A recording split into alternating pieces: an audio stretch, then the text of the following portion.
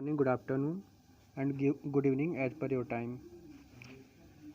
You know that I am Arvind Dubey, and today I am going to teach you the same lesson that I was teaching you in my previous video. In this lesson, we have already discussed many paragraphs. Today, you have to watch from here. In life, every man has twin obligation. सभी व्यक्ति के जीवन में कम से कम दो कर्तव्य होते हैं, दो ऑब्लिगेशन होते हैं। ट्विन मतलब दो, ऑब्लिगेशन मतलब होती है कर्तव्य भावना या कर्तव्य। Obligation to family, to his parents, to his wife and children, and has one obligation to people, his community, his country. एक जो हमारी ऑब्लिगेशन होती है, नैतिक जरूरत होती है, नैतिक जिम्मेदारी होती है, नैतिक भावना होती है, नैतिक कर्तव्य जो होता है वह फैमिली को लेकर के होता है और अपने माता पिता को लेकर होता है, अपनी पत्नी को, अपने बच्चे को लेकर के होता है। और दूसरा जो ऑब्लिगेशन होता है वह अपने समाज के लोगों के लिए होता है, कम्युनिटी के लिए, पीपल के लिए होता है और कंट्री, देश के लिए होता है। इन अ सिविल एंड ह्यूमन, एक नागरिक और एक मानवता के कारण, एक नागरिक और एक मानवता के कारण सोसाइटी, इस समाज में each man is able to fulfil those obligation according to his own inclination.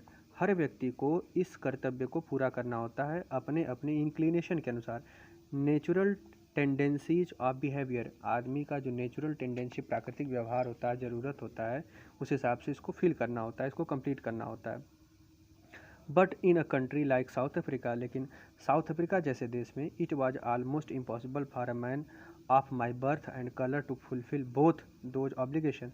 लेकिन साउथ अफ्रीका ऐसे देश में, इस प्रकार के देश में जहाँ पर रेसलिज्म है, रेस मतलब बताया था जाति होता है, जहाँ पर अपार्थेट है, यहाँ पर फुलफिल करना बहुत बड़ा टास्क था। इट वाज ऑलमोस्ट इम्पॉसिबल, असंभव था, फॉर अ मैन, एक आदमी के लिए, ऑफ माई बर्थ, अपने बचपन से, जन्म से, and colour to fulfil both those obligation, उन दो चीज़ों को, मतलब दो चीज़ों को, दो कर्तव्य है, दोज मतलब दो, ऑब्लिगेशन मतलब कर्तव्य। कौन सा कर्तव्य? एक परिवार के लिए और एक देश के लिए, दोनों को पूरा करना बहुत बड़ा टास्क था in South Africa. A man of colour who attempted to live as a human being was punished and isolated. यहाँ पर क्या था कि एक आदमी को पनिश्ड किया जाता था, और आइसोलेटेड मतलब होता है एक जगह किसी व्यक्ति को बांध कर, या किसी तहखाने में या कहीं पर। आइसोलेट मतलब, ये वर्ड बहुत ज़्यादा यूज हुआ था कोविड में, तो आइसोलेट मतलब होता है एकांतवास में रहना पड़ता है। In South Africa a man who tried to fulfil his duty to his people was इनविटेबली